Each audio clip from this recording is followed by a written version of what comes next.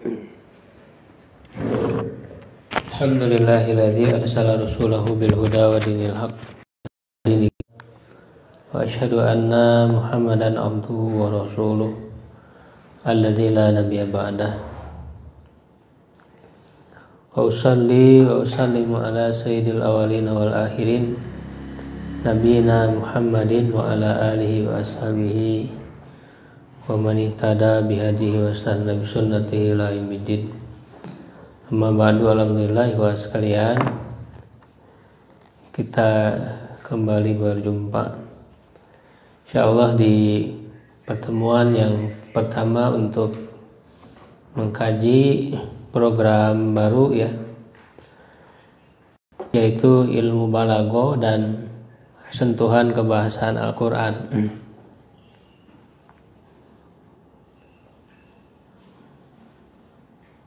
Jadi ini adalah ilmu balaghah ini adalah ilmu yang sangat penting setelah ilmu tasrif dan ilmu nahwu, yang harus dipelajari untuk bisa khususnya memahami sumber-sumber ajaran Islam ya, Quran dan Sunnah. Nah, kita akan pelajari apa itu ilmu balaghah. Jadi kita insyaallah kaji tentang 10 pendahuluan daripada ilmu balaghah. Mabadi'u ilmil balaghah. Mabadi ini disebut mabadi, permulaan ya, ataupun pendahuluan ilmu balaghah,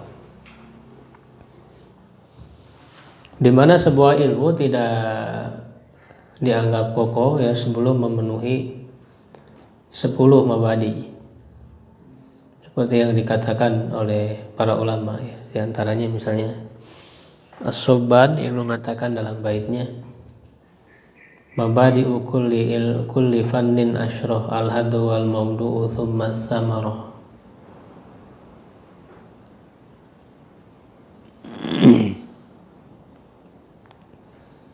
Wa nisbatun wa fadluhu wal wadi wal ismul istimdaduhu syari masailun fal ba'du bil ba'di tafa wa bandarul jami'a hazaz syarafa.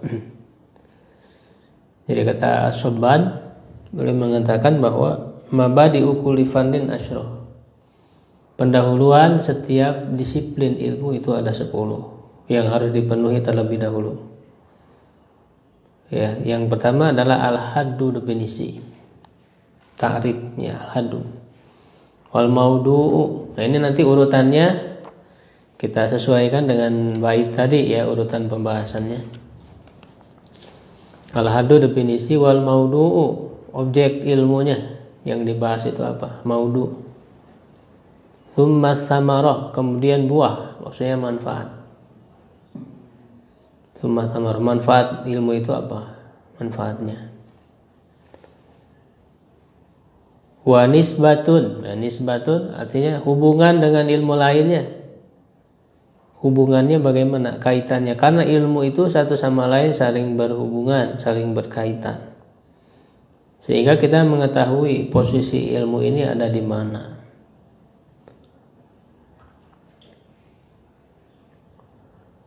Wa nisbatun wa fadluhu keutamaannya, fadl keutamaannya,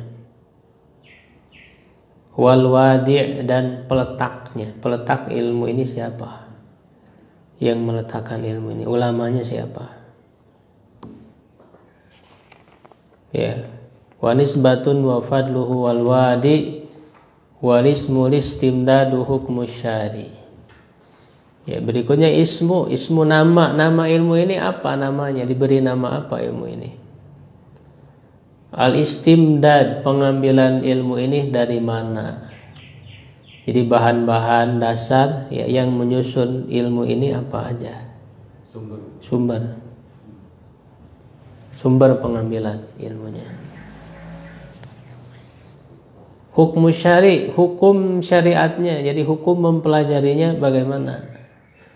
Apakah fardu ain, fardu kifayah, apakah mandub, ya, sunnah, apakah makruh, mubah, bahkan ada ilmu-ilmu yang haram dipelajari, ilmu sihir.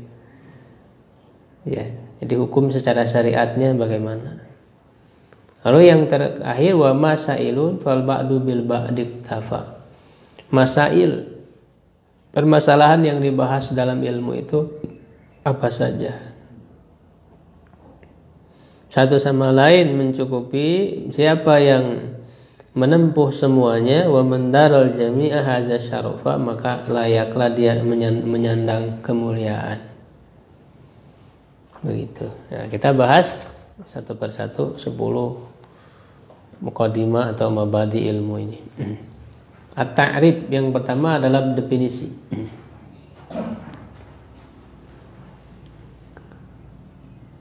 Ada yang mau baca? Al-balaghatu, balaghah adalah, ya, masdarun, masdar. Jadi balaghah itu bentuk masdar. Ala wazni, ya, di atas wazan. Jadi kalau balaghah berarti polanya balaghah, berarti wazannya apa? Fa'alah.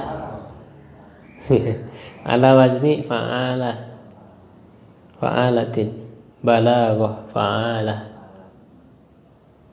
Min balugho, dari kata balugho, bidomil lami, dengan mendomakan lam. Jadi balugho, lu, dengan didomakan lam, balugho.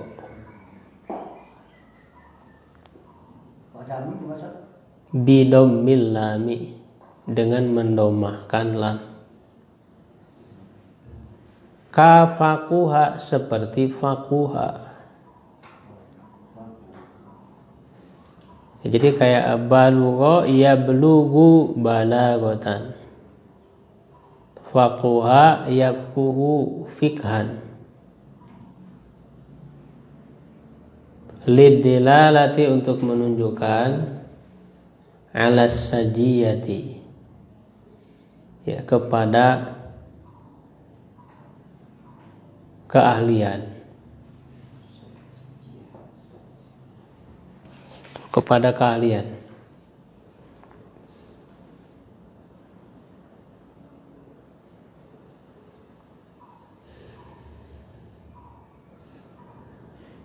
Ini saya susun dari berbagai kitab, ya. Yang antaranya yang paling penting ini rujukan ditulis oleh ulama, ya, kontemporer, Syekh Al-Allam Muhammad Thahir Ibnu Ashur, wafat tahun 1393 Hijriah. Beliau menulis tentang ilmu balaghah, ya, Mujazul Balaghah. Tapi bahasanya itu, ya, walaupun ringkas, kalimatnya panjang-panjang. Ya, beliau tuh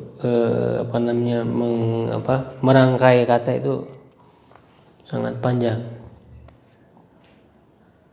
sehingga sulit, ya, kalau bagi pemula untuk dipahami, maka perlu diringkas, ya, diambil intisarinya. Nah, ini banyaknya saya meringkas dari sini dan juga menggabungkan dari kitab-kitab yang lain, ya, termasuk dari Syarah Uqudul Juman, ya. Itu banyak, ya, rujukan ilmu balaghah, cuman perlu untuk diringkas, ya, supaya lebih mudah kita pahami. Maka saya tuliskan, ya, insyaallah mudah-mudahan jadi kitab ini. Judulnya Al-Khulasah fi Ilmi Balaghah, ringkasan dalam ilmu balaghah. Ini jarang para ulama yang menuliskan secara khusus 10 muqaddimah ilmu ini, jarang. Maka saya gabungkan dari berbagai kitab.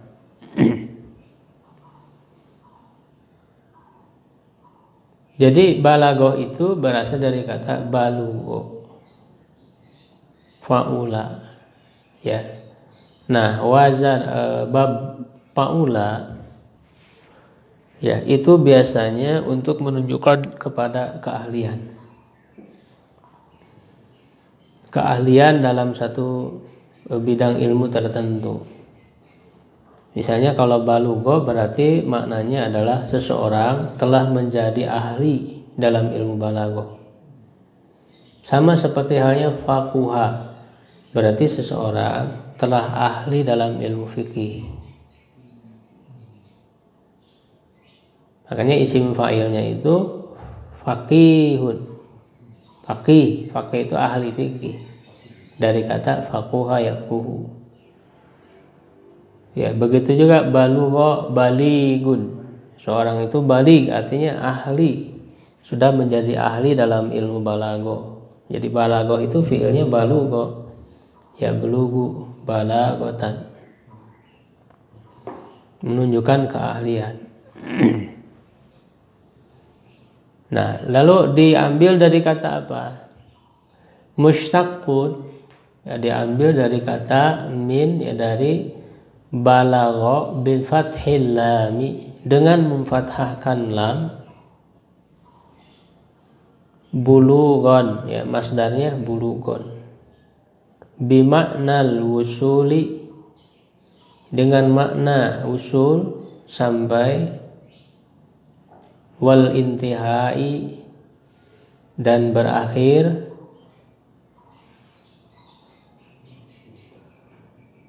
ilal ghayati, kepada tujuan. Intihai ini masdar dari intaha, yantahi, intihaa ini masdarnya. Wal intihai ilal ghayati. Kenapa dibaca intihai? Karena waw apa itu? Atop kemana? Usuli. Ya, usuli kan majrur kasroh. Wal intihai juga majrur kasroh, ma'tub. Nah, balagho menggunakan berasal. Jadi asalnya itu dari balagho dengan fathah balagho yablugu, bab 2 alaik bulu. Masdarnya bulughon. Apa artinya? Yaitu sampai dan tiba di tujuan, atau berakhir di tujuan. Jadi sampai di tujuan. Itu namanya balagho, sampai. Ya. Makanya mubalik itu apa artinya? Yang menyampaikan. Ya, atau ada anak balik, sudah balik, artinya sudah sampai di masa dia dibebani oleh taklif syariat. Ya, jadi artinya dia sudah wajib, sudah memiliki kewajiban sendiri, sudah menanggung dosa sendiri. Artinya sudah sampai, kan? Balik itu yang sampai di batas usia tertentu yang dia layak untuk dibebani syariat. Itu balik, kan? Jadi balagho ya blugu artinya sampai. Nah, dari kata sampai ini kemudian diambil, ya, menjadi satu istilah ilmu balagho. Dan nanti ada kaitannya. Kenapa ilmu ini disebut balagho yang berarti sampai? Nanti dijelaskan di bawah. Nah, itu secara bahasa. Jadi secara bahasa balagho dari kata balugho yang diambil dari balagho. Nah, secara istilah apa? Ya, makna balagho wastilahan dan menurut istilah. An yakunal kalamu, keadaan perkataan kalam, mutabikon. Ya, mutabikon dari kata apa mutabikon? Tabaqo yutabikum. Mutabikon berarti isim apa? Isim fa'il. Ya, sesuai li muqtadal hali. Ya, li muqtadal hali.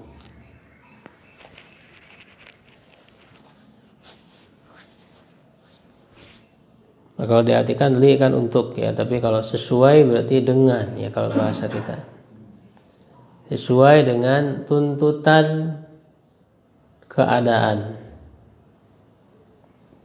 Sesuai dengan tuntutan keadaan.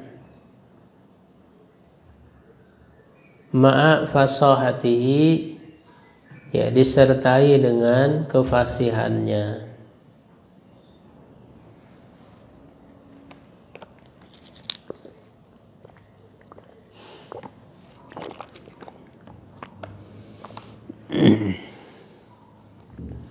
Jadi ilmu balaghah itu didefinisikan perkataan yang sesuai dengan kondisi.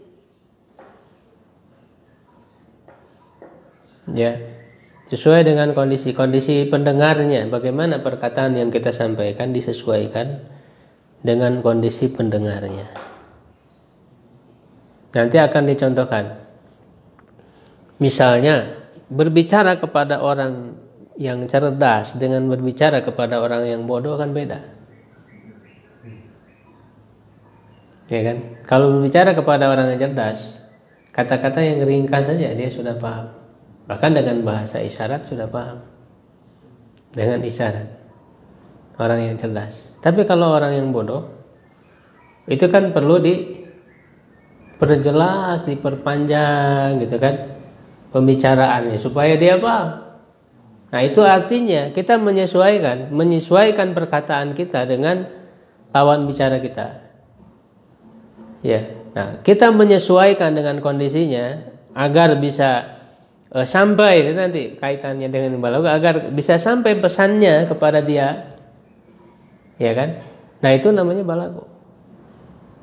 Balaghah itu seperti itu, melihat kondisi ya dan perkataannya disesuaikan agar bisa diterima, ya, agar bisa diterima dengan senang hati, ya, dan juga pembicaranya bisa menyampaikan maksud yang dia inginkan. Maksudnya bisa tersampaikan, bisa tujuan dia berbicaranya tercapai. Disertai kefasihannya, harus fasih, bahasanya harus fasih. Fasih itu nanti kata-katanya mudah untuk diucapkannya, tidak sulit, tidak berat di bibir, di lidah, gitu kan. Juga maknanya enggak sulit dipahami. Kalau maknanya sulit dipahami berarti tidak fasih. Maknanya harus mudah untuk dipahami. Juga sesuai dengan kaidah-kaidah bahasa. Ya, kalau satu kata berarti harus sesuai dengan kaidah ilmu tasrifnya. Kalau kalimat, susunan kalimat berarti harus sesuai dengan kaidah ilmu nahwunya.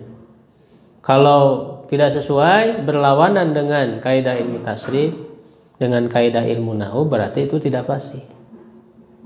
Nah, berarti orang untuk bisa sampai kepada balaghah ini, dia harus sudah mempelajari dulu. Artinya paling tidak harus sudah paham ya teori-teori dasar dalam ilmu tasrif dan nahwu. Karena itu syarat. Karena tidak bisa orang bisa membuat suatu perkataan yang balaghah, yang mengandung balaghah, ya, tanpa dia harus menyesuaikan dengan aturan yang ada dalam ilmu nahwu dan tasrif dulu. Jadi sebetulnya ilmu yang ketiga setelah ilmu tasrif, ilmu nahwu, ilmu balaghah. Ilmu yang ketiga. Ya, dengan kata lain, definisi lain, ini saya ambil dari sini yang kedua ini ya, Mujazul Balaghah, definisi yang ditulis oleh Imam Ibnu Asyur. Kalau yang sebelumnya itu dari kitab Syarah Uqudul Juman dan juga yang lainnya.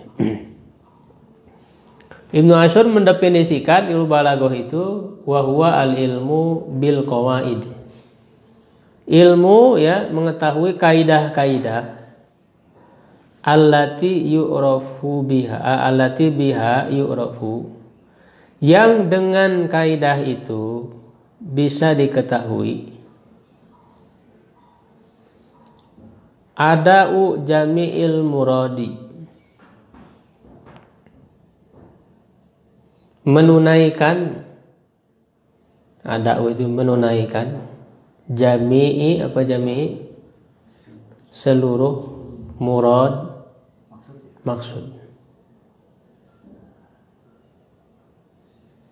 Jadi ilmu balaghah itu berisi kaidah-kaidah Ya, bagaimana menunaikan seluruh maksud. Jadi seluruh maksud yang diinginkan oleh pembicara, dia menginginkan apa?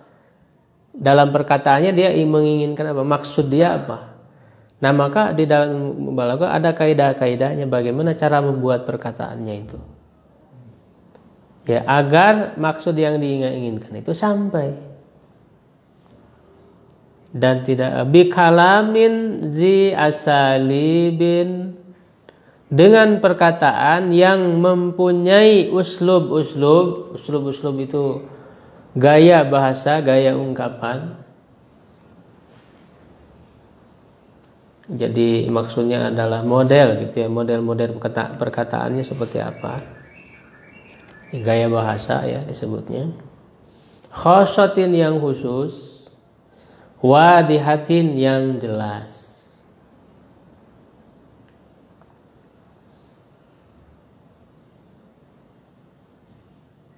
Ma'a ma yu'inu, disertai dengan apa yang membantu, ala qabulihi, ya, terhadap penerimaannya.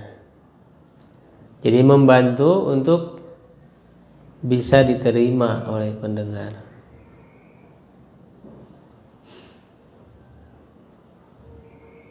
Nah, nanti ilmu balaghah ini cakupannya ada 3 ilmu ya.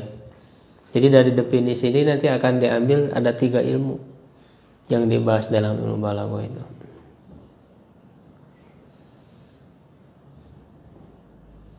Jadi intinya ilmu balaghah itu, jadi seseorang ya dengan ilmu balaghah itu dia bisa menunaikan seluruh maksud ya, keinginan yang ingin dia sampaikan dalam perkataannya dengan cara apa? Ya, dengan cara ada gaya bahasa tertentu. Ya, gaya bahasa tertentu yang khusus. Ya, yang juga jelas menunjukkan kepada maksud ya secara jelas petunjuknya itu, dan juga dibantu dengan hal-hal yang bisa lebih diterima oleh pendengar. Ya, sebenarnya ini mencerminkan ada 3 ilmu di sini. Ya, yang pertama nanti dipelajari tentang uslub khusus, gaya bahasa khusus itu bagaimana agar maksud yang kita inginkan itu bisa tersampaikan melalui uslub itu. Nah, ini nanti wilayahnya ilmu ma'ani. Ada 3 ilmu, 1 ilmu ma'ani. Yang kedua wadihah, jelas. Di dalam kalimat yang kita susun dengan uslub-uslub tadi itu memberikan petunjuk makna yang jelas. Nah, ini yang disebut ilmu bayan. Yang memberikan petunjuk makna yang jelas, ini yang disebut ilmu bayan. Nanti ilmu bayan itu ada yang tasbih, ada hakikat, majaz, kinayah, itu jadi memberi petunjuk jelas, yang jelas. Dibantu dengan hal-hal yang bisa mudah untuk diterima oleh lawan bicaranya. Ini wilayah ilmu badi. Sebenarnya ilmu badi ini pelengkap saja, karena inti dari ilmu balaghah itu sebetulnya 2, ilmu ma'ani dan ilmu bayan. Ilmu badi ini pelengkap saja.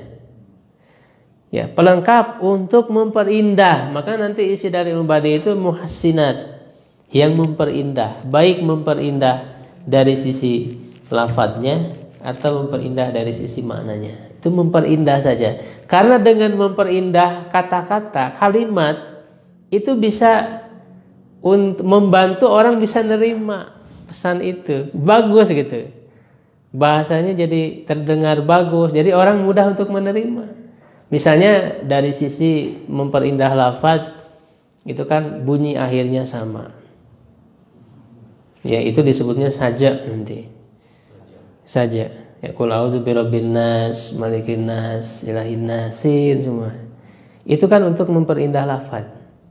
Nah, jadi lafaz itu jadi indah, itu kan membantu orang untuk bisa menerima pesan itu. Senang. Dengan kata-katanya itu senang. Nah, begitu juga kan dalam syair-syair kan begitu. Ya. Ataupun dari segi makna. Memperindah dari sisi makna, misalnya menggabungkan yang berlawanan. Tibak wal awwalu wal akhir, wal zahiru wal batin. Ya kan? Ikhtilafil laili wan nahar, siang malam. Memperindah dari sisi makna. Ya. Nah, itu nanti dalam ilmu badi. Jadi dalam definisi ini sudah mencakup ketiga ilmu dalam ilmu balaghah. Summiya hadzal ilmu. Ilmu ini dinamakan bil balaghah, dengan balaghah. Nah, kenapa ilmu ini dinamakan dengan ilmu balaghah? Yang tadi secara asal bahasa kan artinya sampai pada tujuan. Li'annahu bimasailihi, karena dia dengan masail, permasalahan-permasalahannya, permasalahan ilmu balaghah itu. Wa bima'rifatiha, dan dengan mengetahuinya. Nah, hanya kembali ke balaghah. Kalau masailihi kembali kepada ilminya. Dengan mengetahui balaghah itu, ya belugul mutakallimu,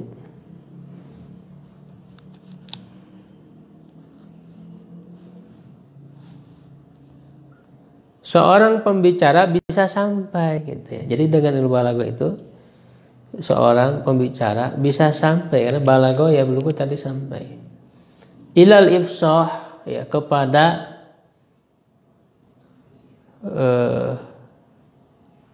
menjelaskan dengan fasih. Ifsah itu menjelaskan dengan fasih.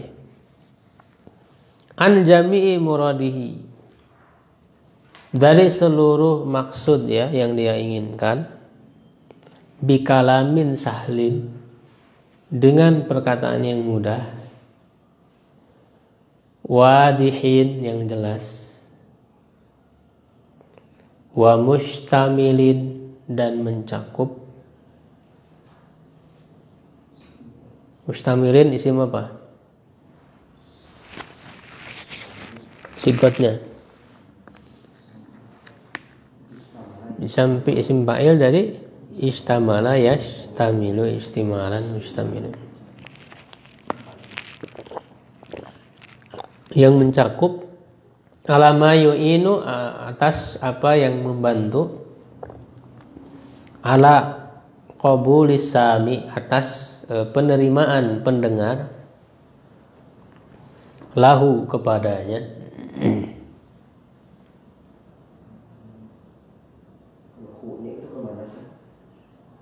Kepada kalam, pembicara. Jadi menerima apa? Menerima perkataan itu. Wa nufudhihi, dan mengena ya. Nufud itu mengenai ya, atau mengena ya, mengenanya dia, nufudhihi, mengenanya perkataan itu, fi nafsihi, di dalam jiwanya. Jadi dengan balaghah ini, kata-kata yang kita sampaikan itu bisa mengena pada jiwa pendengar, pada diri pendengar.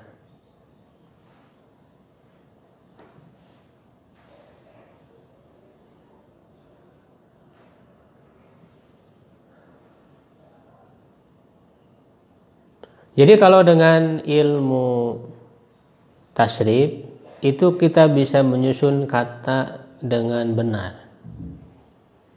Dengan ilmu nahwu kita bisa menyusun kalimat dengan benar.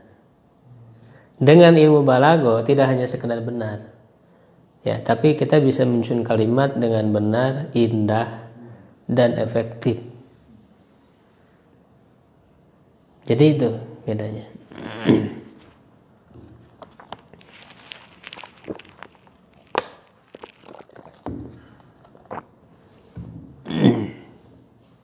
Nah, lalu ini contoh-contohnya di bawah ya, sedikit contohnya.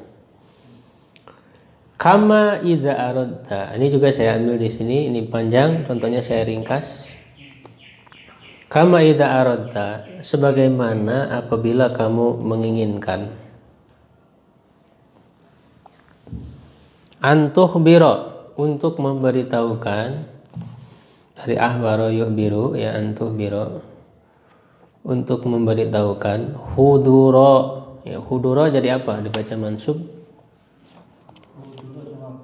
maf'ul bi, karena mengabarkan. Mengabar apa? Mengabarkan hadirnya Ziyad, ya hadirnya Ziyad. Misalnya ada seseorang namanya Ziyad. Duna ghairihi, ya tanpa yang lainnya. Jadi maksudnya yang hadir itu Ziyad. Hadir di kelas misalnya, yang hadir di sekolah hanya Ziyad saja, yang lainnya tidak hadir.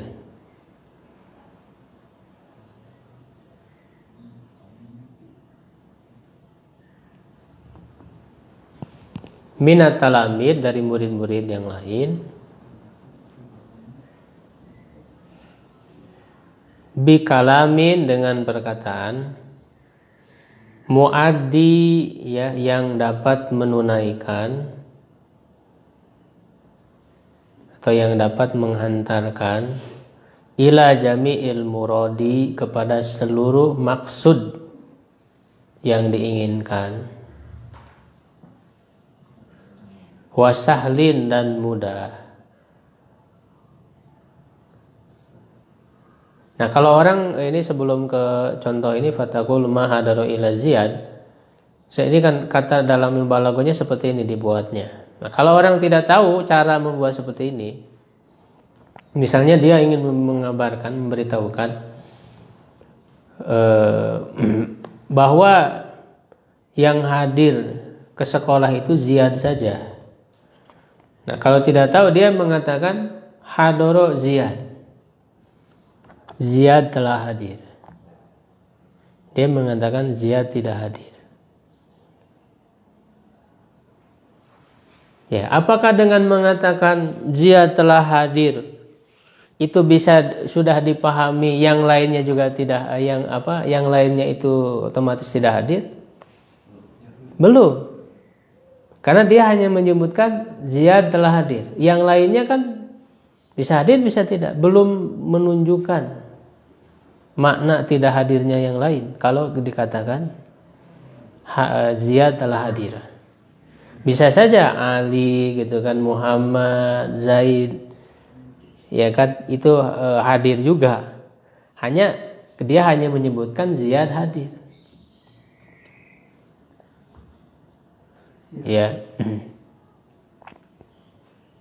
Nah, jadi dia ingin memberitahukan bahwa yang hadir itu hanya Ziyad saja, tapi dia mengatakan hadoro Ziyad, dia telah hadir, padahal itu belum menunjukkan bahwa yang hadir hanya Ziyad, ya kan? Yang lainnya masih belum jelas apakah hadir atau tidak, kan gitu. Nah, ketika misalnya maksudmu apa? Maksud saya yang hadir itu kan hanya Ziyad, yang lain tidak hadir. Nah, kenapa engkau tidak memberitahukan ketidakhadiran murid yang lain? Nah, kalau misalnya disebutkan bahwa murid-murid yang lainnya itu semua tidak hadir, kan itu kebanyakan. Misalnya muridnya ada 30, berarti disebutkan semua. Jadi hadoro Ziyad walam yahdur, dan tidak hadir, misalnya ya Anas, ya Ali, Muhammad, disebutkan satu persatu, dan itu tidak efektif kalimat seperti itu. Tetapi kalau kita menggunakan ilmu balaghah, ya hanya dengan mengatakan fatakul, kamu mengatakan ma hadaro illa Ziyad,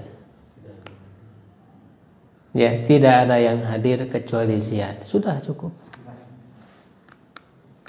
Itu kalau dikatakan tidak ada yang hadir kecuali Ziyad, itu sudah cukup, karena tidak perlu lagi menyebutkan murid-murid yang lain, karena sudah dari kalimat situ sudah bisa menunjukkan ya kepada makna tidak hadirnya yang lain selain daripada Ziyad, karena yang hadir hanya Ziyad. Beda dengan kita kalau mengatakan hadoro Ziyad saja, Ziyad telah hadir, yang lainnya gimana kan belum tahu. Tapi kalau tidak ada yang hadir kecuali Ziyad, nah ini dalam balaghah namanya qasar, namanya qasar. Nanti dalam ilmu ma'ani ini. Jadi dalam ilmu ma'ani itu dibahas bagaimana bentuk-bentuk perkataan, uslub-uslub, ya kan? Yang dengan uslub itu seseorang bisa menunaikan maksud yang dia inginkan. Ini salah satunya contoh di sini qasar. Kalau yang di Quran ayat itu sama enggak? Ma anzalna 'alaikal Qur'ana litashqa illa tadhkiratan liman yakhsha. Iya, itu qasar. Nanti qasar itu ada beberapa cara. Ada nafyu wal istisna, meniadakan dan mengecualikan. Contohnya ini, la ilaha illallah, tidak ada Tuhan selain Allah. Kan tidak mengatakan Allahu ilahun, Allah Tuhan. Itu kan belum bermakna pembatasan. Ya kan? Kalau orang mengatakan Allah adalah Tuhan, ya dia belum kuat ketauhidannya, karena bisa jadi dia menuhankan yang lain juga gitu kan. Tapi kalau mengatakan la ilaha illallah, ya sudah tauhid itu. Tidak ada Tuhan selain Allah, tidak ada Tuhan yang berhak disembah selain Allah. Ya, itu namanya qasar. Bisa nafyu al istisna, ada dengan innama ana nadhirun mubin. Innama juga sama qasar. Ada takdim mahaqu ta'khir, mendahulukan yang seharusnya diakhirkan. Iyyaka na'budu, hanya kepada Engkau. Itu nanti ada beberapa cara dalam qasar, itu termasuk pembahasan ilmu ma'ani. Fala tahtaju ila dzikri asma'il baqina, maka kamu tidak perlu ya untuk menyebutkan nama-nama murid-murid yang lain. Jadi dengan mengatakan ma hadara illa Ziyad sudah cukup, tidak perlu menyebutkan hadaru Ziyad, walam yahdur Anasun wa Ahmad wa Ali wa Muhammad. Semuanya disebut, tidak perlu itu. Ya kan? Ya itulah pentingnya ilmu balaghah. Contoh kedua, watuh biro, ini atop ke antuh biro tadi ya. Watuh biro an syaja'ati antaro, dan kamu mengabarkan tentang keberanian Antaro. Antaro nama orang.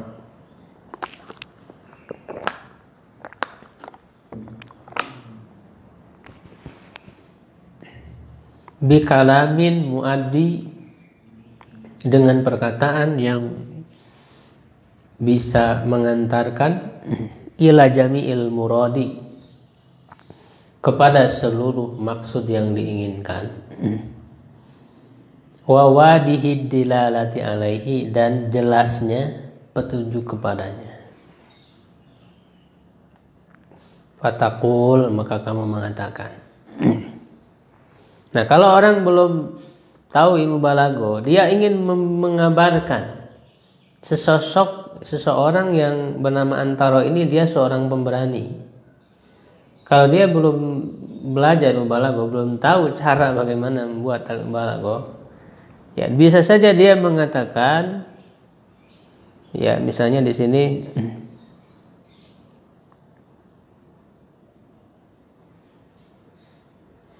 dia menyebutkan bahwa Antaro bisa membunuh seseorang, bisa melukai seseorang, ya bisa memukul kuda misalnya di sini, ya bisa membuat lari orang yang menunggang ya kendaraannya, bisa merampas dan sebagainya. Jadi dia ingin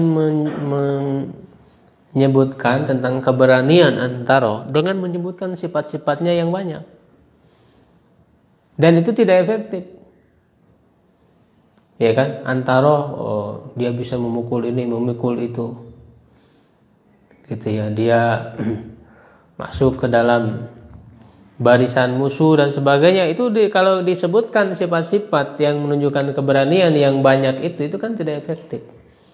Tapi kalau dengan ilmu balaghah, dia cukup mengatakan, fataqul, kamu katakan, kana Antaro yauma idzin asadan. Antaro pada hari itu, ya dia pada hari itu keadaannya adalah singa. Ya, jadi kalau dalam ilmu balaghah udah saya sebut, Antaro pada saat itu dia singa. Nah, apa maksudnya disuruhkan dengan singa? keberaniannya. Dia itu singa, ya udah, berarti itu menunjukkan keberanian. Tidak perlu kita membeberkan panjang lebar tentang contoh-contoh keberanian dia untuk mengabarkan tentang keberaniannya. Cukup saja dikatakan Antara itu adalah singa. Ini dalam Balaghah disebut apa? Tasbih, menyerupakan. Antara adalah singa.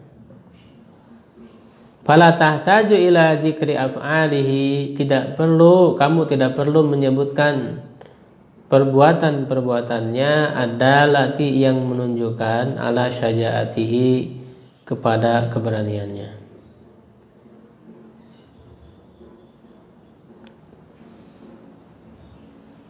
Jadi perkataan itu menjadi efektif dengan ilmu balaghah ini. Wal hal, nah apa yang dimaksud dengan hal yang tadi dia di atas, bahwa balaghah itu sesuai dengan kondisi. Hal itu apa? Hal itu huwa al-amru da'i, perkara yang mendorong ila takallumi, kepada pembicaraan, ala wajhin maksusin, dengan bentuk yang khusus,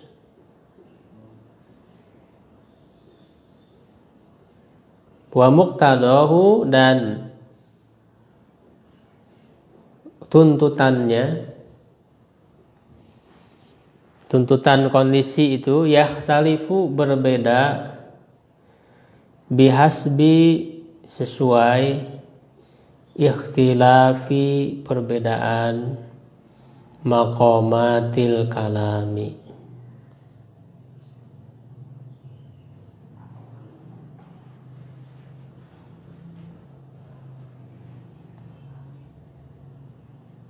kedudukan perkataan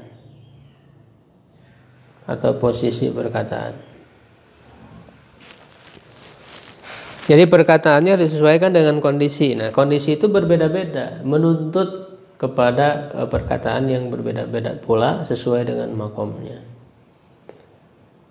sesuai dengan konteksnya. Jadi konteks makom itu konteksnya.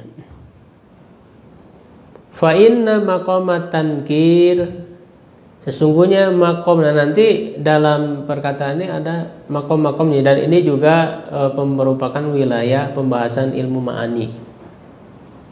Jadi ilmu ma'ani itu tadi ada gaya bahasa, ya ada makom-makomnya. Ya, yaitu makom tankir. Tankir itu artinya kita membuat perkataan yang nakirah. Nah, di dalam ilmu nahwu kan dipelajari ada nakirah, ada ma'rifah kan. Nah, dalam ilmu balaghah itu dipelajari bagaimana penggunaannya. Kalau ilmu nahwu hanya mengetahui ini nakirah, ini ma'rifah, hukum-hukum secara lafadznya. Kalau dalam ilmu nahwu, mubtada harus ma'rifah, khobar harus nakirah, kan begitu. Hanya mempelajari itunya saja untuk mengetahui ini ma'rifah, ini nakirah.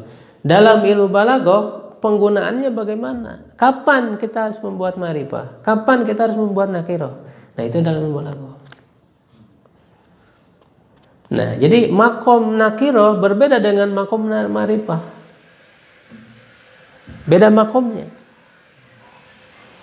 Sehingga nanti kita bisa memahami maksud-maksud yang lebih jauh, ya, daripada Al-Quran. Misalnya ketika Al-Quran ini berbentuk ma'rifah, ketika Al-Quran ini berbentuk nakirah, sehingga pemahaman kita lebih jauh lagi. Ya, maka wajar balaghah ini adalah ilmu perangkat untuk bisa menyingkap kemujizatan bahasa Al-Quran. Ya, ini tuh keutamaan ilmu balaghah ini. Nah, tidak cukup orang untuk bisa mengetahui kemujizatan bahasa Al-Quran hanya dengan ilmu nahwu, ilmu tasrif, nggak cukup.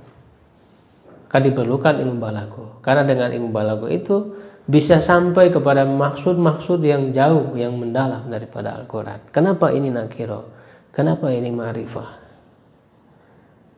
Ya, wa maqama ini atop ke maqama yang awal. Wa maqaman dzikri yukhalifu maqamal hadfi.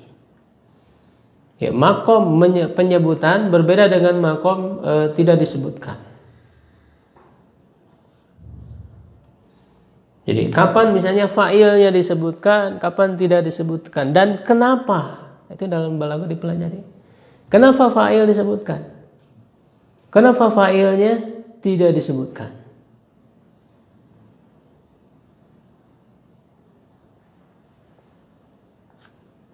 Ya, biasanya, dan misalnya di Al-Fatihah aja itu suka ada yang disebutkan, ada yang tidak. Misalnya dalam ayat apa dalam Al-Fatihah? Ihdinas siratal mustaqim, siratal ladzina an'amta 'alaihim. An'amta ada failnya enggak? An'amta, anta engkau. Allah, engkau telah memberi nikmat. Kita sebutkan engkau ya Allah telah memberi nikmat kepada mereka. Tetapi kalau ketika kita menyebutkan ghairil maghdub, bukan jalan orang yang dimurkai, tidak disebut engkau memurkai mereka. Nah itu menarik tuh. Nah ini dalam dengan ilmu balaghah ini dikaji. Kenapa kalau al-an'amta engkau memberi nikmat, disebutkan engkau memberi nikmat atas mereka. Tetapi kalau maghdub, mereka yang dimurkai, tidak disebut engkau memurkai mereka, enggak ada engkau di situ. Nah, kalau an'amta berarti disebutkan zikri. Kalau maghdub tidak disebutkan kan Allahnya, karena pada hakikatnya Allah kan membuat mereka Allah yang memurkai mereka kan begitu. Tapi kenapa tidak disebut? Ini nanti hingga sampai kepada tujuan, kepada maksudnya. Kenapa? Nanti jadi hikmahnya bisa diambil bahwa kalau disebutkan itu adalah untuk hal-hal yang baik, sebagai adab kepada Allah. Adab kepada Allah. Kalau kebaikan kita nisbatkan kepada Allah, kalau keburukan jangan dinisbatkan kepada Allah. Wal khairu di dalam doa itu. Kenapa laknatullah itu disebutkan? Nah itu beda lagi makomnya Pak.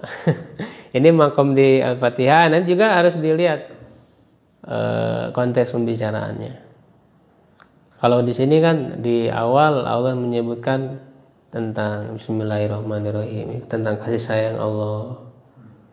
Alhamdulillahirabbil alamin. Semua tentang syukur, tentang kasih sayang Ar-Rahmanir-Rahim disebutkan juga Ar-Rahmanir-Rahim. Maka dalam konteks surat ini kan menunjukkan kasih sayang Allah, sehingga Allah tidak ghadibta alaihi, maghdub alaihi, sesuai dengan suasana surat itu. Kalau laknatullah alaihi itu beda lagi makomnya, karena memang untuk memberikan ancaman, ya, untuk memberikan agar orang itu merasa takut kepada Allah. Jadi disebutkan Allah, laknatullah. Kita dilaknatnya oleh siapa? Jadi kalau dilaknat itu kan siapa yang melaknatkan begitu. Tapi kalau disebut laknatullah, Allah melaknat. Jadi siapa yang melaknat? Allah yang melaknatnya. Agar orang itu ketika diperdengarkan nama Allah dia takut, Pak. Jadi beda makom. Beda makom. Jadi ketika kita membahas ayat ini kenapa begini, nanti di ayat lain berbeda, Pak. Karena nanti harus dilihat secara keseluruhan maksud di ayat itu bagaimana. Ini suasana ayat ini bagaimana. Itu bisa jadi berbeda. Ya kan? Sama seperti ketika dalam kisah ya, dalam peperangan Rasul sedang beristirahat dengan para sahabat, tiba-tiba kan ada orang kafir datang mengambil pedang gitu kan. Siapa yang menolongmu? Kata Rasul, Allah, disebutkan lafaz Allah. Sehingga dia merasa takut sampai gemetaran, sampai jatuh. Jadi orang itu kalau disebut nama Allah, ya agar orang tersebut diharapkan bisa takut kepada Allah. Jadi ada tujuan-tujuan dalam perkataan yang berbeda antara satu konteks dengan konteks yang lainnya. Ya, apa lagi? Wa maqamal fasli yukhalifu maqamal wasli. Maqam wasol, mewasolkan. Dan nanti ini istilah khusus dalam balaghah, dalam pembahasan ilmu ma'ani. Di wasol itu ada 2 kalimat digabungkan dengan huruf atop waw. Huruf atop waw. Ya, misalnya yuhyi wa yumit. Yuhyi kan 1 kalimat, jumlah fi'liyah. Wa yumit, jumlah kedua lalu digabungkan dengan waw. Itu namanya wasal. Ya.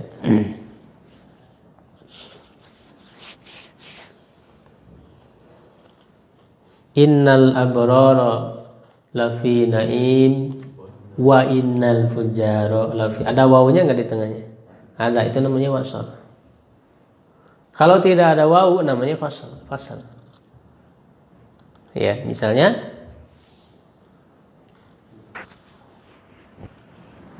apa yang tidak ada wawunya?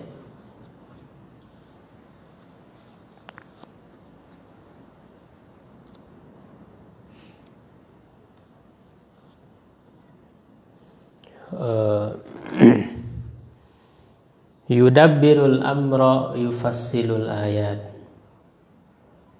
Yudabbirul amra yufassilul ayat. Tidak ada wawu. Itu fasal. Ya, yudabbirul amra yufassilul ayat. Nanti banyak contohnya di pembahasan fasal.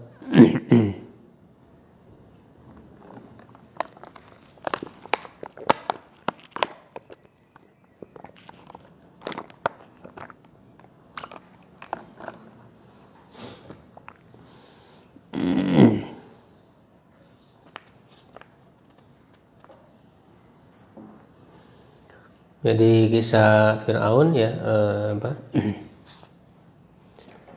Yasumunakum su'al adzab yudzabbihuna abna'akum. Yasumunakum su'al adzab yudzabbihuna. Ada wawunya enggak? Tidak ada, itu fasal. Nah, jadi kenapa fasal tidak ada wawunya antara 2 kalimat, tidak ada wawunya, itu fasal. Kenapa? Tujuannya apa fasal? Dan kenapa ada wawunya? Itu namanya wasal. Jadi beda makomnya ketika wasal dan ketika fasal. Maqamul ijaz yukhalifu maqamal itnabi wal musawat. Makomnya ijaz ringkas, ijaz itu ringkas. Berbeda dengan makomnya itnab. Itnab itu memperpanjang perkataan. Musawat, kalau musawat pertengahan, tidak panjang, tidak pendek. Nggak ada yang dibuang, tidak ada yang ditambahkan. Itu pertengahan, musawat.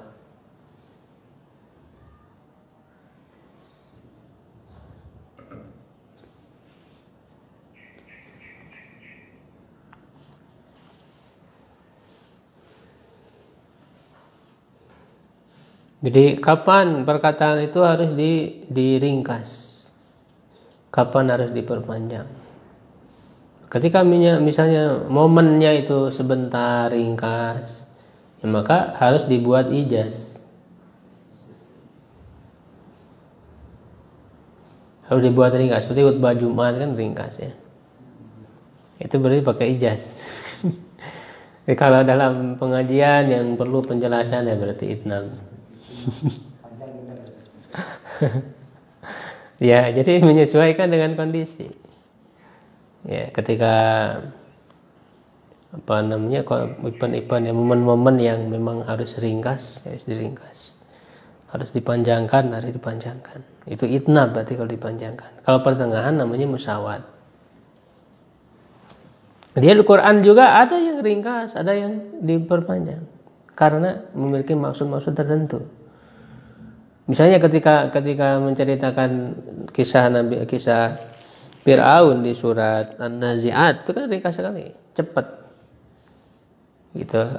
Fal ataka haditsu Musa ijnadahu rabbuhu bil wadil muqaddasi tuwa idhab ila fir'auna innahu tagha Faqul halaka ila an tazakka wa ahdiyaka ila rabbika fatahsya fa arahul ayatal kubra fakadzdzaba wa asfa tsumma adbara yas'a. Itu kan cepat, adbara yas'a. Fahasyara fanada, mengumpulkan. Bahkan fahasyara mengumpulkan siapa enggak disebut. Fahasyara fanada, memanggil. Ya, faqala ana rabbukumul a'la fa akhadhahu Allah, langsung. Ya, ketika dia menyatakan ana rabbukumul a'la fa akhadhahu, langsung oleh Allah disiksa. Nah, kalal akhirati wal ula. Inna fi dzalika, cepat sekali cerita itu, kisah itu ringkas, pendek, cepat selesai. Ya kan? Berbeda nanti di surat lain yang kisahnya lebih diperpanjang. Nah, nanti dengan ilmu balaghah ini kita akan mengetahui, oh kalau di surat ini begini, kalau di surat ini begini. Itu ada tujuannya masing-masing. Nah, di antaranya tafsir yang sangat dominan membahas dari segi ilmu balaghahnya itu adalah yang ditulis oleh Ibnu Asyur ini, yang beliau menulis ini. Itu kitab Tahrir wa Tanwir. Tafsir Tahrir wa Tanwir itu penerapan ilmu balaghahnya sangat dominan. Ini merupakan keistimewaan ya beliau.